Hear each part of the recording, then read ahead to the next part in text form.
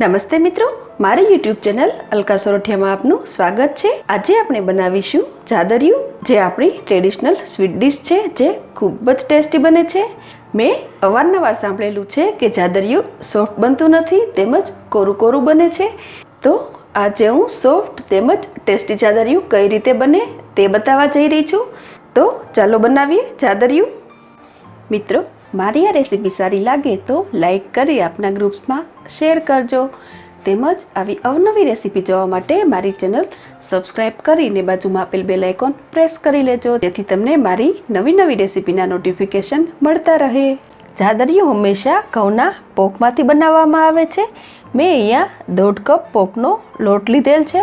ગ્રામમાં કહું તો 150 ગ્રામ છે। આ લોટને કરકરો દળવાનો હોય છે। જ્યારે ખેતરમાં ઘઉંનો પાક ઉભેલો હોય ત્યારે કાચા ઘઉંને શેકીને પોક તૈયાર કરવામાં આવે છે। જાદરિયું સોફ્ટ બને તે માટે લોટને ઘી તેમજ દૂધનો ધાબો આપીશું। તો હું અહીંયા 3 ટેબલસ્પૂન ઘી તેમજ 3 ટેબલસ્પૂન હુંફાળા દૂધનો ધાબો આપીશ।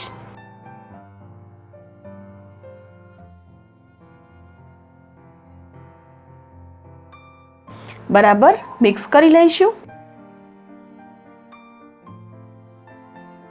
મિક્સ કરી અને આ રીતે દાબી દેવાનું છે।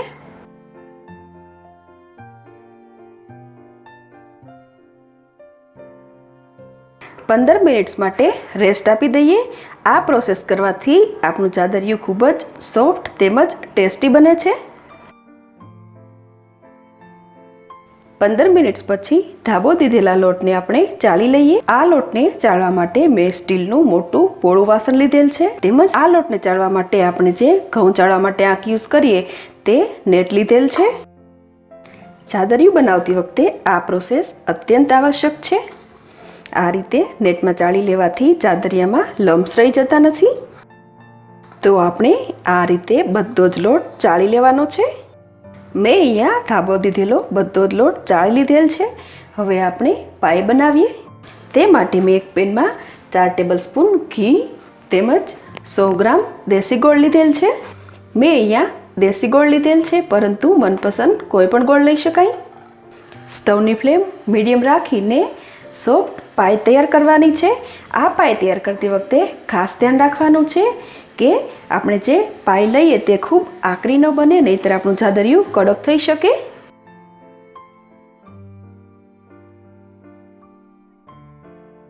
ગોળ ઘી સાથે સરસ રીતે મિક્સ થઈ ગયો છે, તેમજ સાઈડમાં બબલ્સ પડતા પણ જોઈ શકાય છે। તેમજ ગોળનું સ્ટ્રક્ચર સાવ ફ્લફી થઈ ગયેલ છે। તો સ્ટવની ફ્લેમ સાવ સ્લોએસ્ટ કરી દેવાની અને ફટાફટ આપણે ધાબો દઈ અને ચાળેલો લોટ એડ કરવાનો અને મિક્સ કરતું જવાનું।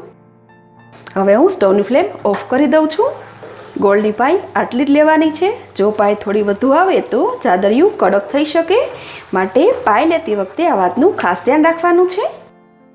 મેં અહીંયા 150 ગ્રામ પોકના લોટ સાથે 100 ગ્રામ દેશી ગોળ લીધેલ છે, પરંતુ સ્વાદ મુજબ ગોળની ક્વોન્ટિટીમાં ફેરફાર પણ કરી શકાય। સરસ રીતે મિક્સ થઈ ગયેલ છે।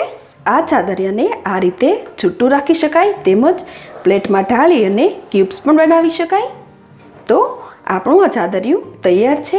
હવે આ જાદરિયાને એક પ્લેટ કે મોલ્ડમાં લઈ લઈએ।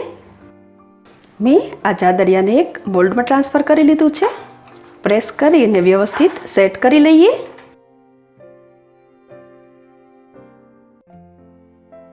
ફ્લેટ બોટમવાળા વાસણથી વ્યવસ્થિત સેટ કરીએ।